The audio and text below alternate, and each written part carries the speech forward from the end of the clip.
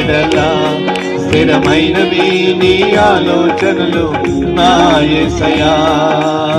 కృపలను పొందుచు కృతజ్ఞత కలిగి స్తుతులర్పించదను అన్ని వేళలా. కృపలను పొందుచు కృతజ్ఞత కలిగి స్తుతులర్పించదను అన్ని వేళలా. అనుదినము నీ అనుగ్రహమే ఆయుష్కాలము నీ వరమే.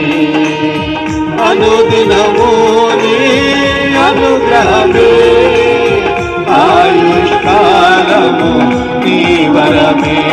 ఘనమైనవి నీ కార్యములు నా ఎడల ఘనమైనవి నీ ఆలోచనలు నా యేసయ్యా.